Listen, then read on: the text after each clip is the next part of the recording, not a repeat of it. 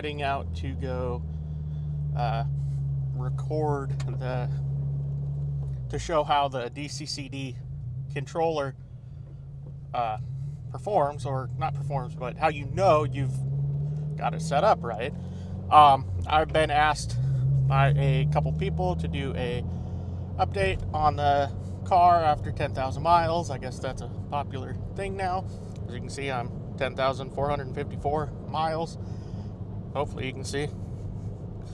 I have no idea where this is pointing. I'm trying to set up a better point of view so I can actually see while recording, because the last way I had it, it was not safe. It's kind of hard for me to actually give a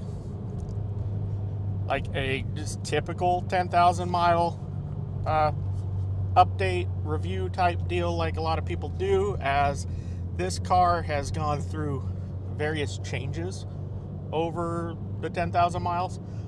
So I'm just going to do basically kind of like a mod breakdown and my experiences with them. First thing I did here was basically the week I got the car, I did a exhaust. I had my VA exhaust modified to fit the VB, and I have a video on that. But that's a very straightforward deal. You just gotta remove a couple inches, rotate the flange, and it'll bolt right up. Then we did the JB4 install, and I did a lot of self-tuning, learning with the JB4, and it was working fine, working great, until I got the BMS, the Berger Motorsports intake. That's when things kind of went haywire with my JB4 and intake combo. The car just didn't like the combination. Even on their off-the-shelf maps, it didn't like it. It was going much too lean for my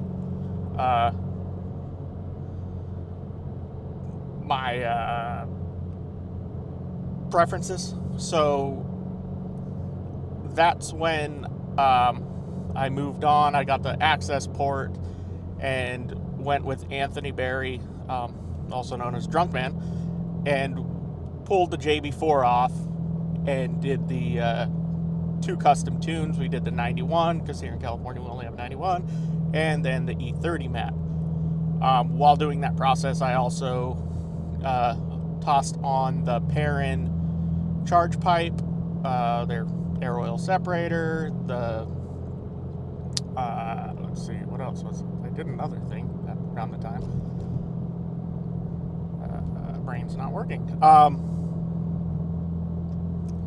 I also switched to Perrin's intake filter. Doesn't really matter. It sounds a little cooler than the typical K&N style that Berger had.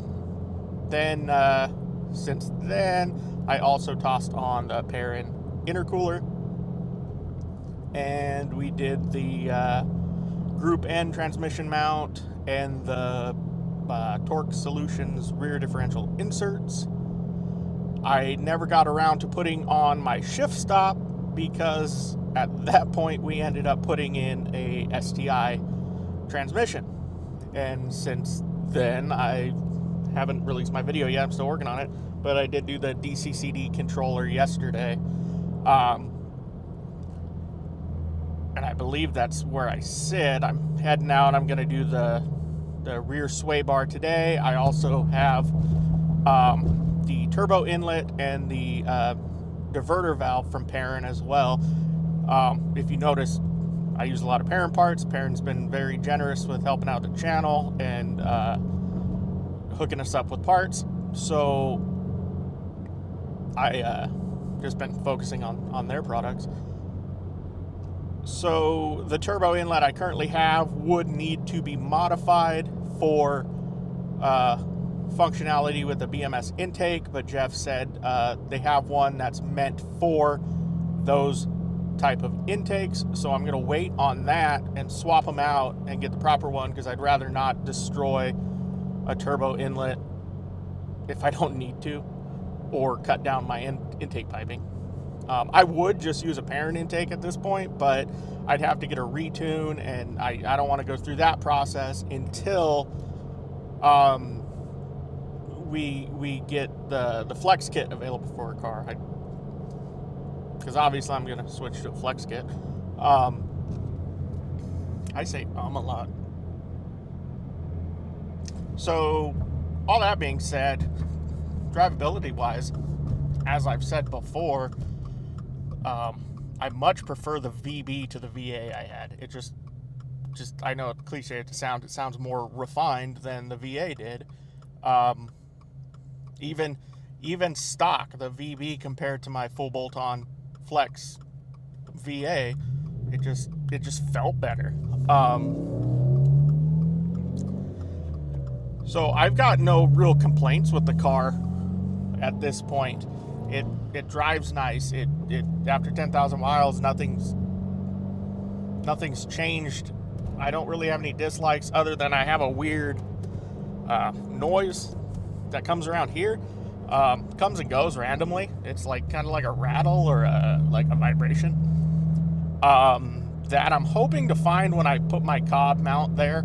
I have a Cobb access port mount that Import Image Racing gave us when we got the access port, but I just been lazy, haven't put it on. So I know this isn't that exciting of an update, I guess, but kind of is what it is. Don't really have any complaints, like I said. It's been fun putting all the mods that we have on it. I'm loving the STI transmission so far. We're just about out of the break-in period for that clutch, so I'll have content with a little more aggressive testing, maybe in Mexico. So one thing I do want to point out about the STI transmission is it is noisy.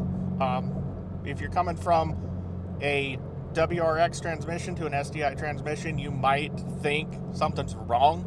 It has some noises that are just the differentials working. It's got a whine. It's normal for the transmission.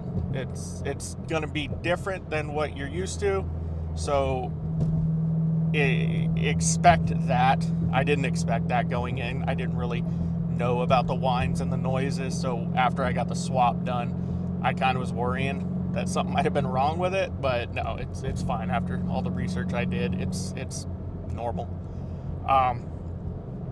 So yeah, that's kind of how it's been after 10,000 miles. I've had the car about a year. It'll be a year next year. I don't drive it a lot. I keep this one as my weekend driver, I guess, or toy car. We have a Hyundai Accent that I use for my daily commute. It's like 104 miles a day. So, yeah, that's where we are here. Yeah, just if you like where it's going, just like, subscribe if you haven't already. And we got a bunch more stuff we're planning. Like I said, we got the parts sitting there, and then basically whatever pairing's popping out, I'm going to be testing out. So, yeah, just keep an eye on the channel. Thanks for watching.